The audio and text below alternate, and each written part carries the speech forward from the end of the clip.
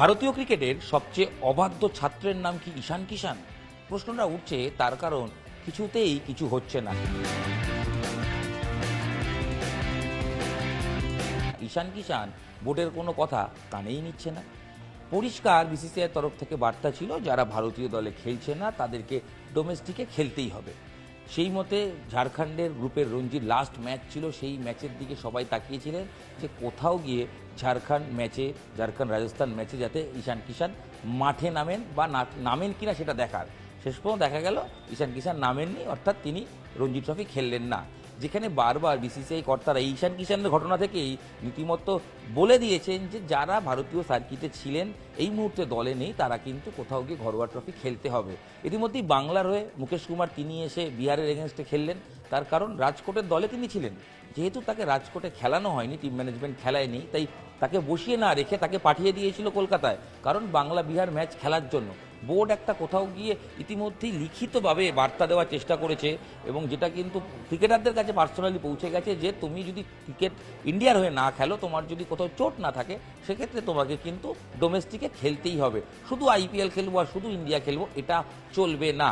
কিন্তু ঈশান কিষান কথাই শুনলেন না, তিনি ঝাড়খণ্ডের হয়ে লাস্ট ম্যাচ তিনি খেললেন না। ঈশান কিষানের ঘটনাটা শুরু হয়েছিল কিন্তু গত বছর দক্ষিণ আফ্রিকায় টেস্ট সিরিজের আগে তিনি আচমকা টিমকে বলেন যে তার মানসিক কোনো অবসাদ হচ্ছে এবং সেই কারণে তিনি ফিরে আসতে চান। ভারতীয় টিম ম্যানেজমেন্ট ভেবে দেখেছিলেন যে ঈশান কিষান যদি সত্যি মেন্টালি একটা ডিসব্যালেন্স থাকেন বা মেন্টালি কোথাও একটা অসুবিধায় থাকেন, কিছুদিন বিশ্রাম প্রয়োজন, তাকে পাঠিয়ে দেওয়া হয়। তারপরেই যেটা গন্ডগোল শুরু হয়, যে ছেলেটা মানসিক অবসাদে ভুগছেন এরকম একটা বিষয় বলে চলে আসে, তারপরে তাকে বিভিন্ন জায়গায় লোকেট করা যায়। কখনো দেখা যায় টেলিভিশনের জনপ্রিয় শোয়ে তিনি বসে রয়েছেন, অন্য জায়গায় আবার দেখা যায় বিভিন্ন পার্টিতে হাজির হচ্ছেন, ধোনির সঙ্গে দুবাইয়ে দেখা যায়, তো বিভিন্ন জায়গায় ঘুরে বেড়াতে দেখা যায়। তারপরেই বোর্ড কর্তারা কিন্তু রীতিমতো নড়ে চড়ে বসেন। রাহুল দ্রাবিড় স্পষ্ট বার্তা দিয়ে দেন যে ঈশান কিষানকে ফিরতে হলে ডোমেস্টিকে খেলেই ফিরতে হবে এবং কোথাও গিয়ে পারফর্ম করেই ফিরতে হবে। কিন্তু ঈশান কিষান কোনো কথাই কানে নেননি, তিনি তার খোঁজই পাওয়া যাচ্ছিল না। রীতিমতো খবর হতে শুরু করে ঈশান কিষান কোথায়, কারণ ঝাড়খণ্ডে তিনি নেই। তিনি তাহলে কি ভারতে আছেন নাকি অন্য কোথাও রয়েছেন, কারণ ইতিমধ্যে ভারত ইংল্যান্ড টেস্ট সিরিজ শুরু হয়ে যায়, কিন্তু ঈশান কিষানের নো পাত্তা। দিন কয়েক আগে তার অবশ্য একটা পাত্তা পাওয়া যায়, জানা যায় তিনি নাকি প্র্যাকটিস করছেন। কাদের সঙ্গে করছেন? হার্দিক পান্ডিয়া, কুণাল পান্ডিয়া, কিরণ মোরের একাডেমিতে। হার্দিক পান্ডিয়া, কুণাল পান্ডিয়া মানে ওই মুম্বাই ইন্ডিয়ান্স, অর্থাৎ মুম্বাইয়ে তিনি আইপিএল খেলার প্রস্তুতি শুরু করে দিয়েছেন। কিন্তু যেখানে বোর্ড কর্তারা বলছেন যে তোমাকে ডোমেস্টিক খেলতে হবে, সেখানে ঈশান কিষান প্র্যাকটিস করছেন আইপিএলের জন্য। বোর্ড কর্তারা রীতিমতো আরও ক্ষুব্ধ হন এবং যে খবর প্রকাশ্যে আসে যে রীতিমতো বোর্ড কর্তারা জানিয়ে দিয়েছেন যে কাদের কাদের রঞ্জি ট্রফি খেলতে হবে, এবং যেটা সূত্র মারফত জানা যায় তাতে ঈশান কিষান ছিলেন, দীপক চাহার ছিলেন এবং শ্রেয়াস আয়ার ছিলেন। যদিও শ্রেয়াস আয়ার তার চোট রয়েছে বলে তিনি খেলছেন না, এনসিএ করবেন। বোর্ড ইতিমধ্যেই বলেছে যার ইনজুরি থাকবে সে এনসিএতে যাবে, না থাকলে তাকে খেলতেই হবে। দীপক চাহারও খেলছেন না এবং কোথাও গিয়ে ঈশান কিষানও খেললেন না। এই না খেলার ফলে কি হতে পারে? খুব দুটো জিনিস স্পষ্ট। এক, আসন্ন টি-20 বিশ্বকাপে তাহলে কি ঈশান কিষান বাদ পড়তে চলেছেন? যতই ফর্মে থাকুন, কিন্তু অবাধ্য ছাত্রকে দলে রাখার ভুল হয়তো জাতীয় নির্বাচকরা করবেন না, এবং রাহুল দ্রাবিড় থেকে শুরু করে বিসিসিআই কর্তারাও হয়তো তারাও চাইবেন না যে অবাধ্য ছেলেটাকে এইভাবে দলে রাখতে। তাই ঈশান কিষানের জন্য কিন্তু ক্রমশ বন্ধ হতে চলেছে ভারতীয় দলের দরজা, কারণ ডোমেস্টিকে তিনি আর খেলার সুযোগ পাবেন না। রঞ্জি ট্রফিতে কোয়ালিফাই নকআউটে করেনি ঝাড়খণ্ড, তাহলে তাকে ঈশান কিষানকে খেলতে হবে একমাত্র আইপিএলে। এখন দেখার যে আইপিএলে যদি ধুমাধার কিছু খেলে ঈশান কিষান, তখন কি ভারতীয় দলে ডাক পায়, নাকি এই বোর্ড কর্তারা যেরকম বলে রেখেছেন যে ডোমেস্টিকে খেলে পারফর্ম করে দেন আসতে হবে, সেইটাই প্রাধান্য দেওয়া হয়। সেক্ষেত্রে কিন্তু তাহলে ঈশান কিষানের বিশ্বকাপ খেলা হবে না, তা এখনই বলে দেওয়া যায়। আরও একটা বড় ধাক্কার সামনে ঈশান কিষান, সেটা হচ্ছে বোর্ডের বার্ষিক চুক্তি।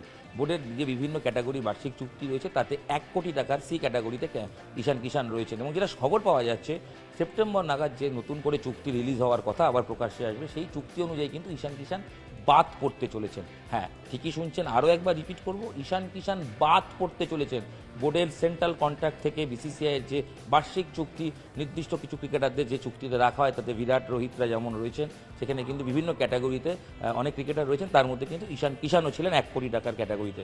সেই চুক্তি থেকে বাদ পড়তে চলেছেন। স্বাভাবিক ঘটনা, যদি বোর্ডের কথা কেউ না শোনে তাকে কেনই বা রাখবে। এবং সবচেয়ে ভালো উদাহরণ ইতিমধ্যেই ঘটেছে, পাকিস্তান ক্রিকেট বোর্ড তারা তাদের হ্যারিস রাউফকে বার্ষিক যে বোর্ডের চুক্তি তার থেকে বাদ দিয়ে দিয়েছে। কেন জানেন? ঠিক এই একই কারণ, অবাধ্য ছাত্র। তিনি অস্ট্রেলিয়ার সঙ্গে পাকিস্তানের সিরিজ খেলতে রাজি হননি, অস্ট্রেলিয়ায় যেতে তিনি বোর্ডের বিরুদ্ধে গেছেন। উল্টে বিগ ব্যাশ খেলতে চলে গেছিলেন সেই অস্ট্রেলিয়াতে। বুঝুন, এই হ্যারিস রাউফ দেশের হয়ে না খেলে তিনি ফ্র্যাঞ্চাইজি লিগ খেলেছেন। পাকিস্তান কি করেছে, পিসিবি তারা সিদ্ধান্ত নিয়েছে বোর্ডের যে বার্ষিক চুক্তি সেটা থেকে হ্যারিস রাউফ বাদ পড়েছে। এবার কি হ্যারিস রাউফের মতোই ভাগ্য হতে চলেছে ঈশান কিষানের? সময় তার উত্তর দেবে, তবে মাথায় রাখতে হবে এটাই কিন্তু হতে চলেছে বলে মনে করা হচ্ছে। এবং মুকেশ কুমারের কথা শুরুতে বলেছিলাম এই ভিডিওয়ে, রাজকোটে তিনি থাকতে পারেননি, সারফরাজের অভিষেক দেখতে পারেননি, রোহিতের সেঞ্চুরি দেখতে পারেননি, ম্যাচের দিন সকালে তিনি জানতে পারেন তিনি খেলছেন না, যদিও কিন্তু সেকেন্ড টেস্ট তিনি খেলেছিলেন। মুকেশ কুমারকে ভারতীয় ক্রিকেট বোর্ডের পক্ষ থেকে বলা হয় যে তুমি যেহেতু খেলছো না, তুমি গিয়ে সোজা কলকাতায় চলে যাও, কারণ আগামীকাল পরের দিন থেকে ম্যাচ রয়েছে। টেস্ট ম্যাচ শুরু হওয়ার পরের দিন রঞ্জি ম্যাচ শুরু হয়েছে, তো সেই কারণে বৃহস্পতিবার সকালে তাকে বলে দেওয়া হয় তুমি কিন্তু সরাসরি রাজকোট সৌরাষ্ট্র সেখান থেকে তুমি চলে যাও কলকাতা। মুকেশ কুমার সঙ্গে সঙ্গে চলে আসেন এবং শুক্রবার বাংলার হয়ে খেলেন। প্রথম ইনিংসে বল হাতে 4 উইকেটও নেন এবং সবচেয়ে ইম্পর্টেন্ট পার্ট, তিনি কিন্তু সাংবাদিকদের মুখোমুখি হয়ে স্পষ্ট বলে দেন যে এটা খুব ভালো সিদ্ধান্ত বিসিসিআইয়ের, যে ক্রিকেটাররা কেন বসে থাকবে, যখন দেশের হয়ে খেলবে না তখন তারা ডোমেস্টিক খেলবে এবং এটা খেলা উচিত। अगर आप नहीं खेल रहे हो तो अगर बीसीसीआई रिलीज़ कर रही है तो डोमेस्टिक अगर मैच चल रहा है तो खेलना चाहिए, ये इम्पोर्टेंट है अपने लिए भी और प्लेयर्स के लिए भी।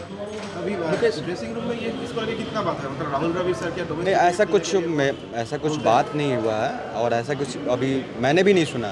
जैसे आप क्वेश्चन किया मैंने उसका आंसर दिया कि मेरे लिए ज़्यादा इम्पोर्टेंट है कि मैं डोमेस्टिक मैच खेल के ऊपर गया हूँ, तो अगर मुझे रिलीज़ किया गया है तो मैं खेलूँगा आगे मैच। অর্থাৎ মুকেশ কুমার যেখানে বোর্ডের কথা শুনে সরাসরি এসে রঞ্জি ট্রফি খেলছেন, আর ঈশান কিষান তখন বোর্ডকে থোড়াই কেয়ার পাত্তাই দিচ্ছেন না, কার্যত বুড়ো আঙ্গুল দেখাচ্ছেন। বুঝুন, একই ক্রিকেট বোর্ডে ডোমেস্টিক খেলা উচিত কি উচিত না সেই নিয়ে যখন কথা হচ্ছে, তখন ঈশান কিষানের মতো ক্রিকেটাররা পাত্তাই দিচ্ছেন। আর মুকেশ কুমার সে অলরেডি ইন্ডিয়া ডেবিউ করে ফেলেছে, সব ফরম্যাট খেলেছে, তিনি কিন্তু বাধ্য ছাত্র হয়ে খেলছেন। তাহলে কি আগামী চুক্তিতে মুকেশ কুমাররা জায়গা পাবেন, ঈশান কিষানরা বাদ পড়বেন? বা অবশ্যই ঈশান কিষানরা বললাম, কারণ আরও 2-3 জন কিন্তু এরকম অবাধ্য ছাত্র আছে। কি হবে সময় বলবে, তবে বোর্ড কর্তারা যেটা ভালোভাবে একবারও নিচ্ছেন না, এটা হয়তো ঈশান কিষান বুঝছেন না, আর না হলে তার হয়তো দেশের ওই খেলার ইচ্ছেটা ক্রমশ চলে গেছে। না হলে এরকমটা করবেন কেন, সত্যি জানা নেই। ঈশান কিষানের শুভবুদ্ধির উদয় হোক, এইটুকু প্রত্যাশা রেখে এই ভিডিও এখানে শেষ করব। নিউজ 18 বাংলা ডিজিটালে আপনাদের সঙ্গে আমি ইরণ রায় বর্মন ছিলাম। দেখা হচ্ছে খুব তাড়াতাড়ি নতুন ভিডিও, সঙ্গে থাকুন, দেখতে থাকুন, আর অবশ্যই মুঠোফোনে এটা দেখার পর লাইক আর সাবস্ক্রাইব করুন নিউজ 18 বাংলা ডিজিটাল। ধন্যবাদ।